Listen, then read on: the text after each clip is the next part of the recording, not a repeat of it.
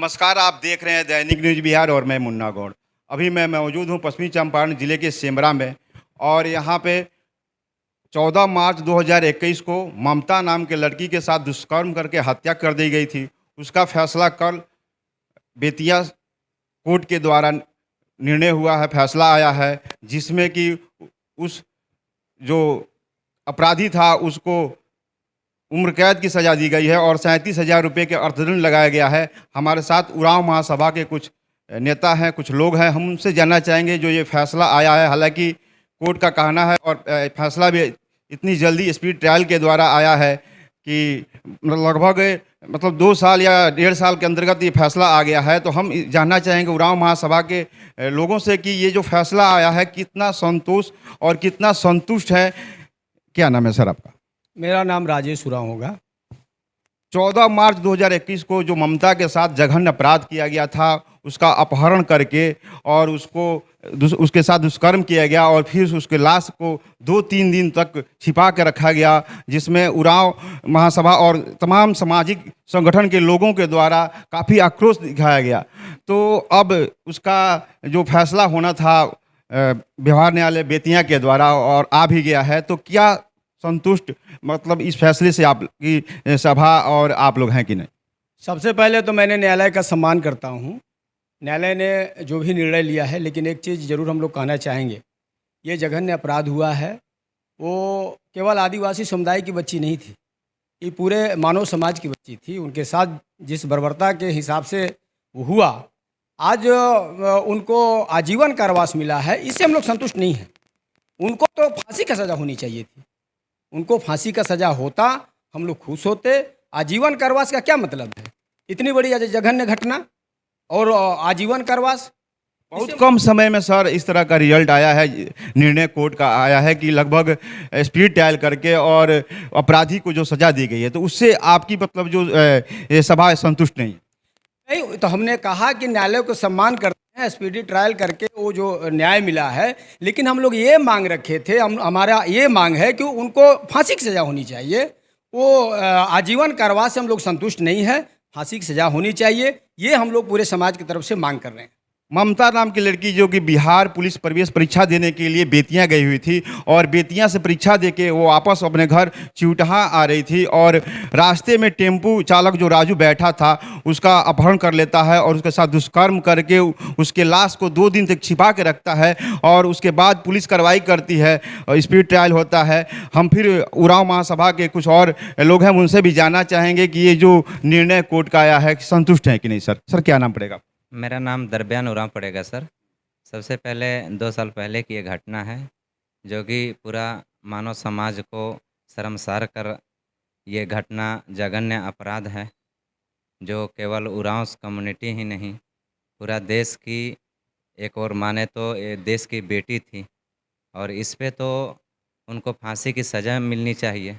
सबसे पहले हम लोग न्यायालय की जो जजमेंट को एक और सम्मान करते हैं, लेकिन काफ़ी हम लोग नाराज़ है इस पे, और ख़ासकर हम लोग भी नहीं सर, जो भी इस जजमेंट को अगर गहराई से सोचेंगे तो सभी के दिलों में यही रहेगा कि हाँ, उस लड़की के साथ जो है जिस प्रकार का बर्बरता हुआ है, तो उसको निश्चित तौर से जो है उसको फांसी के प्रावधान है, तो फांसी मिलनी ही चाहिए।